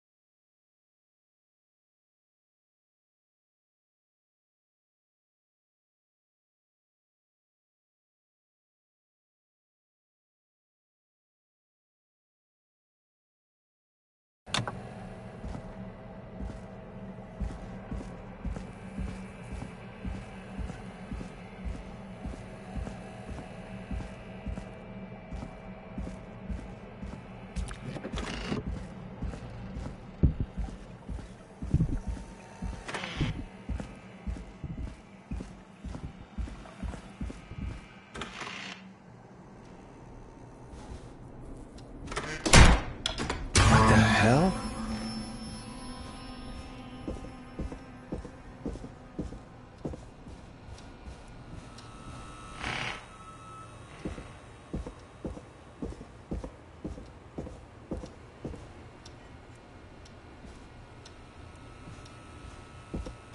Oh no.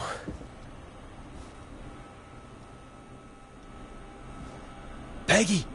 Where'd you go?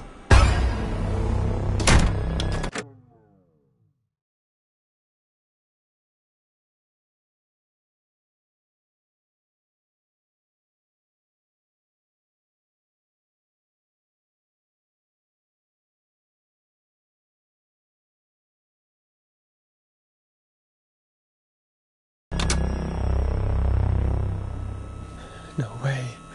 This can't be happening.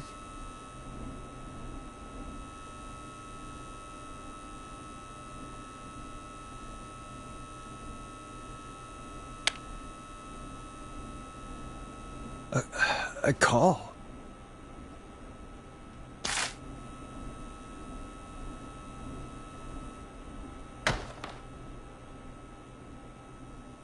Did Dawn press the Peggy button? Did she want me to hit it on my end?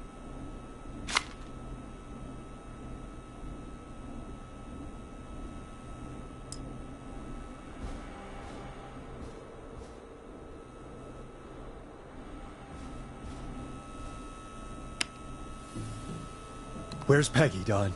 Have some patience, Forrest. It's almost the end of the night. Almost the end of the show. But it's not over just yet. Got a little time still. So let's make the most of it. All right, let's. I'm happy to hear that. Huh? I thought we'd end tonight's Whistling Man special with a special guest. The one who started it all.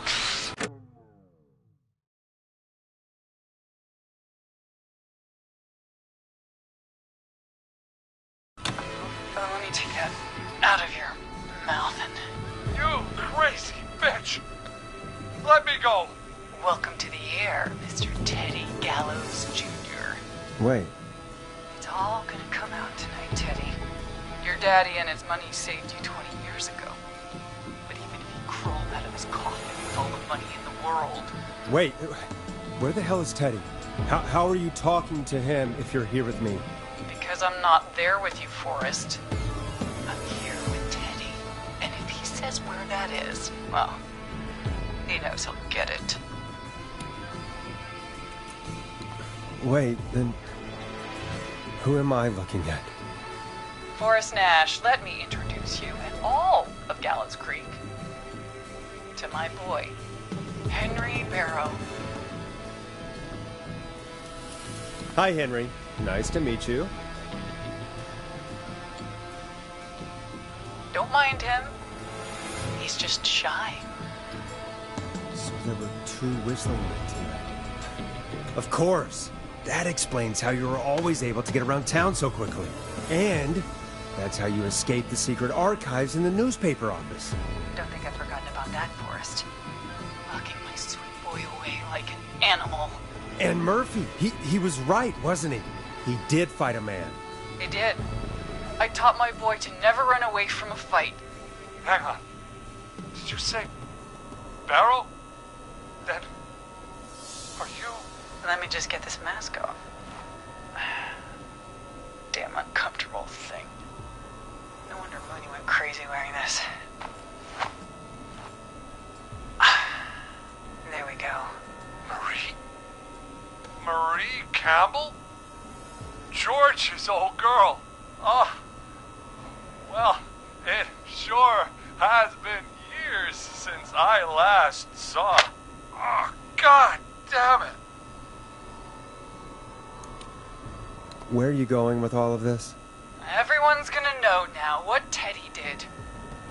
He killed George that night. This night. 20 years ago. Listen to me. You... You're gonna talk when I talk to you. And not a moment before.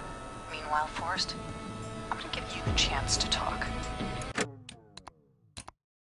You're gonna help me reveal what really happened to George all those years ago. Why should I help you? Why should I play any part in this? Because I think you believe in justice. You think this is justice? You have no goddamn idea, Forrest. These people you've been trying to save, they were all in on it. They all knew George was murdered, but... Murdered? Listen,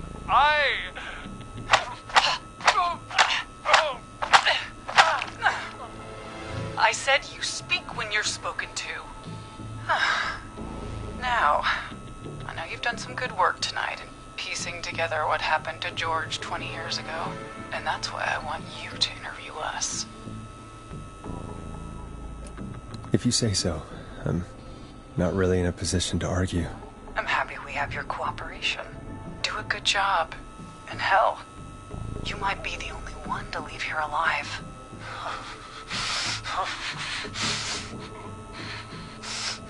I need to drag this out. If I can buy Leslie time to get back to Gallows Creek, and if I can find out where Marie is, then this can end. Teddy, we'll start with you. Just, talk me through what happened that night. How did it start? how would I know? It was 20 years ago. Do you want to die, Teddy? Because if you don't start talking... Oh. What the hell? God damn it. Okay. Our first team party was coming up. And when I saw the date it was scheduled for, I had an idea for a way we could prank the new guys.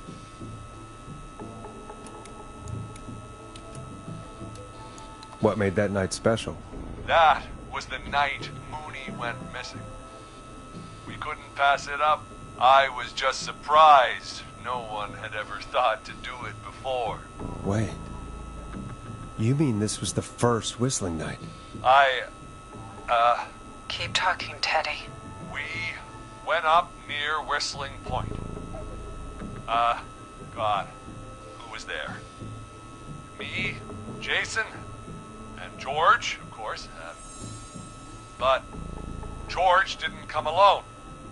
He brought Marie. And Roller Ricky. He was there too, wasn't he? Yes, Ricky was there too. Runner Ricky, our wide receiver. I helped him off the bottle, you know. Because I'm a decent man. Is that so? Yes, it is. He came apart one day. Some people do. He had some issues. Wasn't stable. I didn't want him to hurt his chances in life. So, I helped him keep himself together. You were afraid he would talk about that night, weren't you? Keep talking. About midway through the night, we put the prank into action. We looked up at the trees and saw Jason there. Bloody, like he'd just been stabbed. And the whistling man, screaming. George and I and Ricky, we got left behind. But Ricky was in on it too. I know he was. He and Teddy were as close as anybody. Teddy must have told him the plan.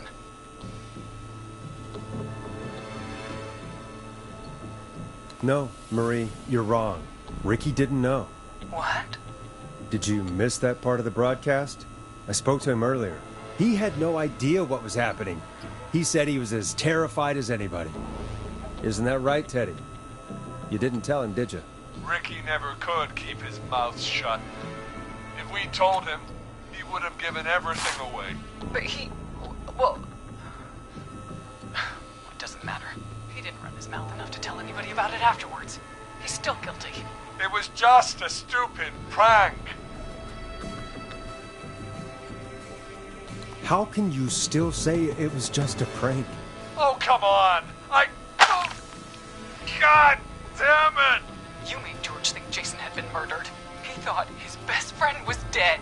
And so tonight you stabbed him for real? It's the role he wanted to play. If I'd saved Jason, maybe I could have derailed her for a bit. Enough about him. He and George took off running, but somehow we got separated in the woods. I ended up near the bottom of Whistling Point, and when I noticed George wasn't with me, I panicked. And then, I don't know how he snuck up on me, but the whistling man grabs me. I scream, and he starts laughing, telling me it's just a joke. I could stall for time here.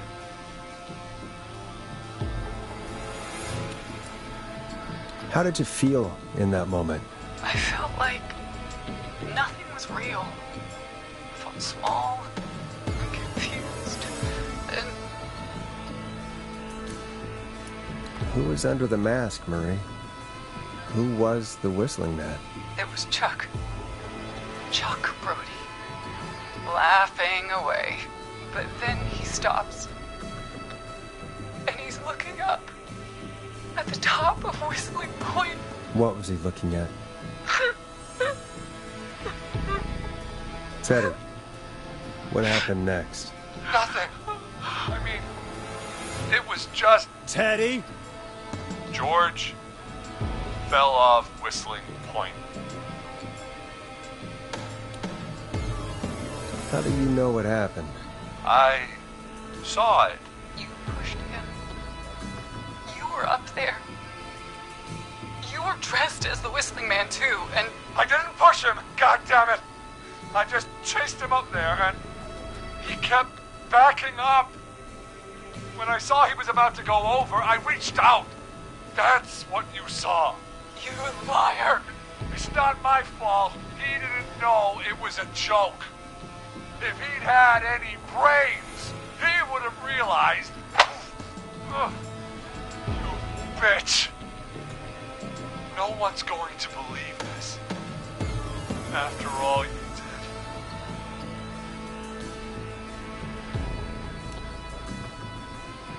did. Even if you didn't push him, you still chased him to his death. I can't be blamed for someone not getting a joke. Ugh! I think Marie would disagree. But if you really felt that way, why the cover-up? My future was at stake, Nash. You know what it's like. People like us are bred for bigger things. I'm going to be the mayor of this town, Forrest. And then governor. And then, who knows? What happened that night was tragic. It should never have happened. But it was a mistake. It was just a stupid joke gone wrong. So my father sent Clive out to clean it up.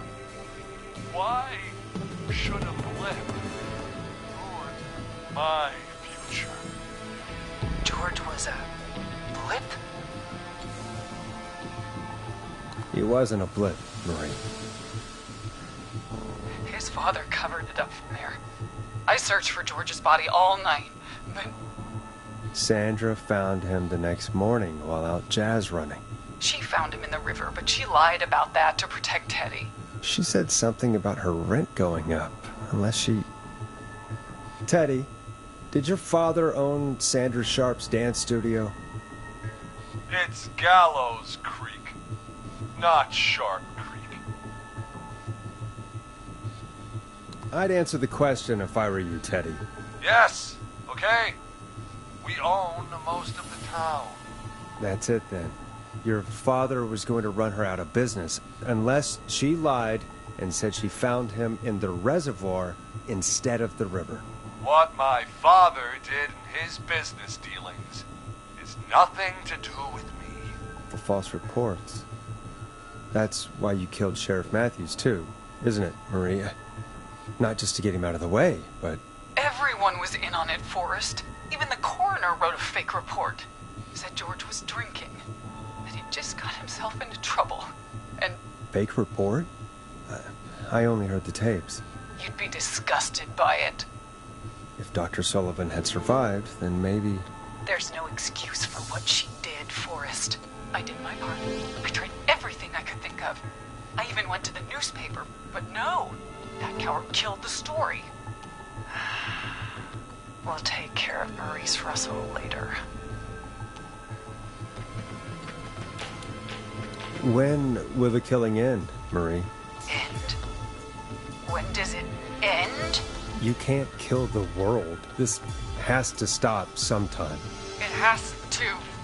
Never should have started. He shouldn't have pushed my George off the cliff. He should have been punished. It's coming to a stop. At least for now. Here, where George and I first met, before he joined your football team. Was right after he shot the winning throw. Wait a sec.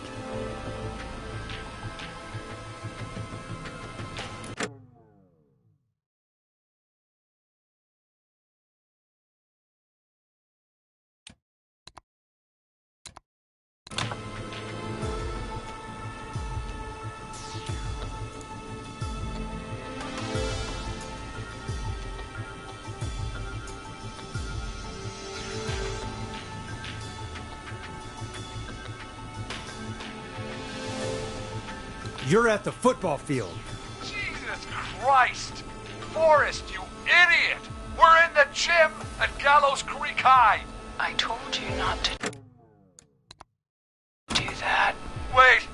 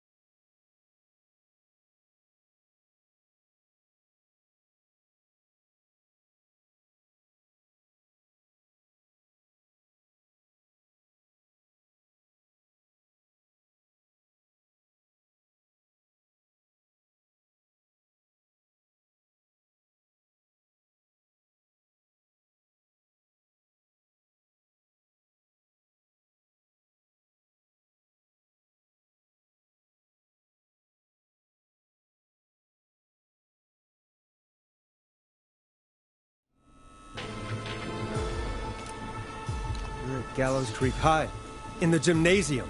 That's right, Forrest. Not that it matters, but yes, we're here.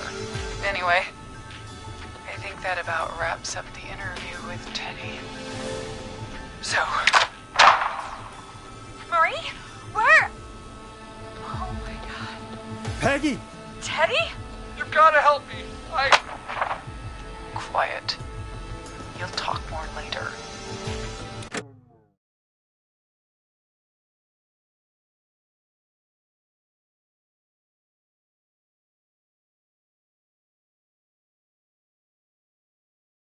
Now I have to talk to someone who mattered more than you ever did.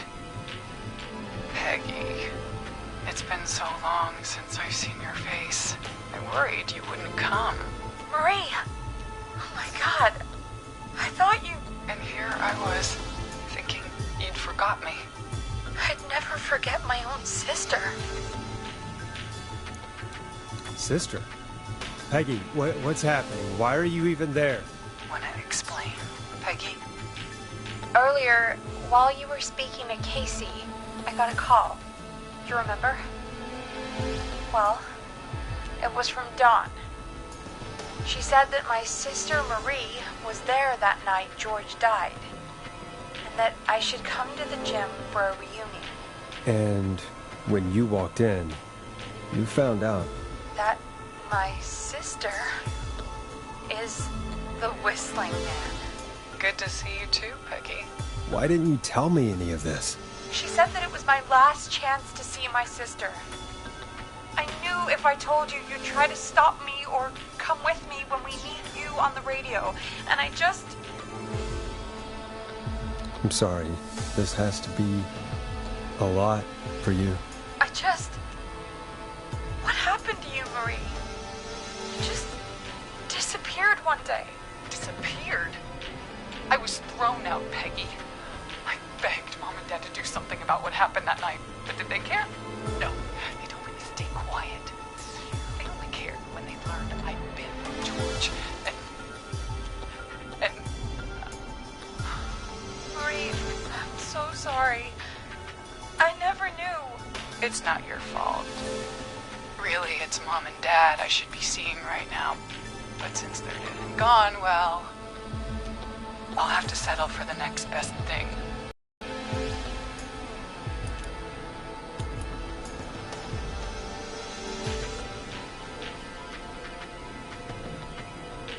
Next best thing? Do you mean... Someone has to pay for what they did. Marie, please. Mom and Dad are gone, Peggy. Besides, you forgot me. Just like the rest. You forgot. Is there any way I could prove Peggy didn't forget Marie?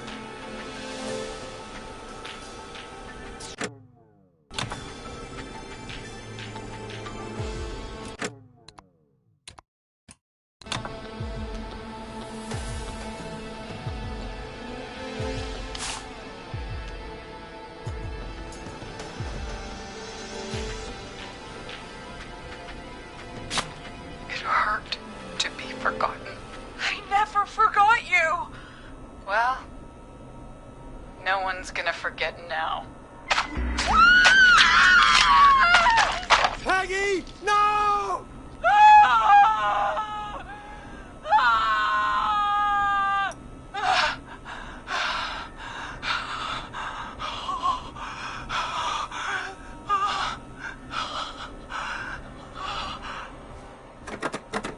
Henry, kill him.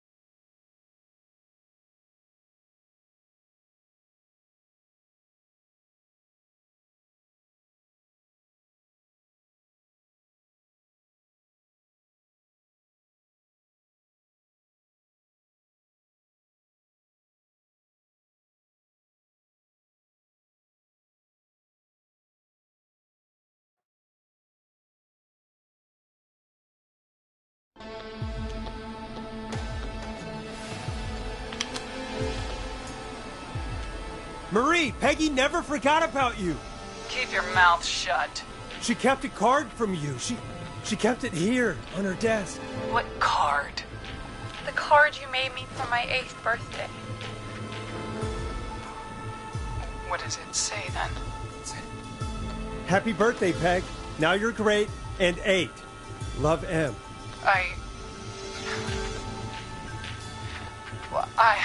Henderson police!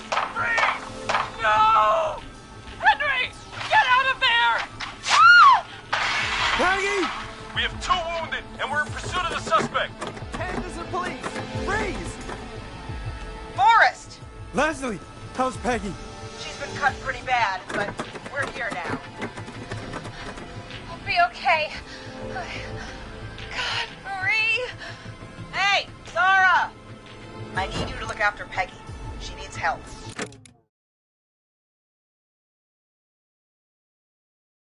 Now, we got here just in the nick of time.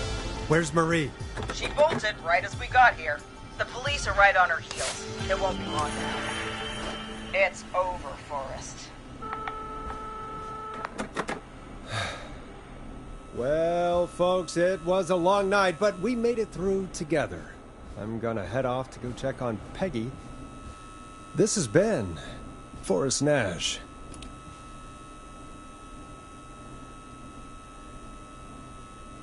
And it's been a scream.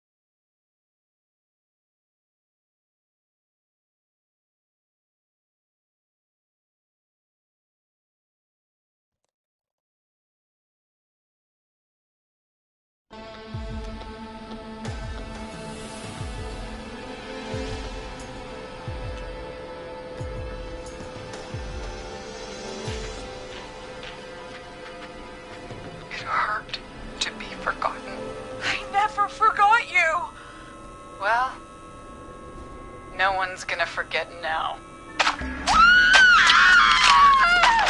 Peggy! No!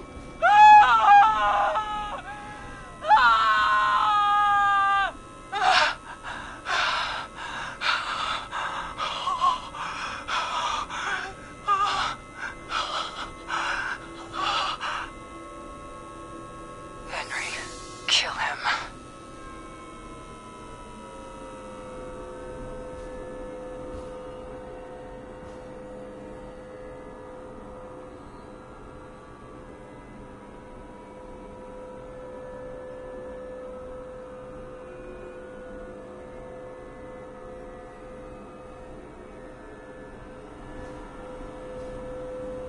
Henry, you don't have to do this.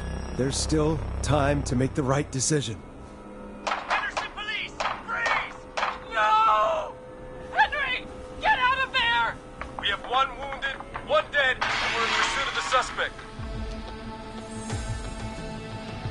Henderson police! Freeze!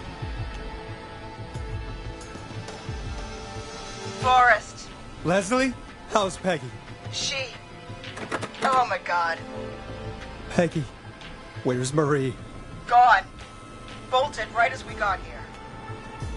The police are right on her heels. Won't be long now. It's over, Forrest.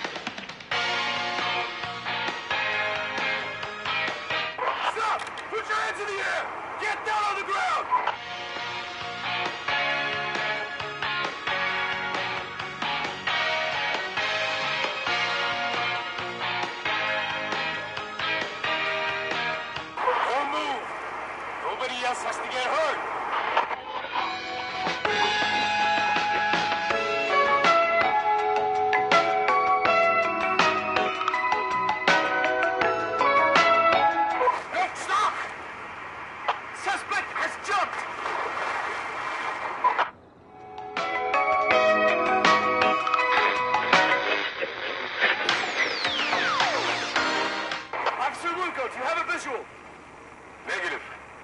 No sign of the suspect anywhere.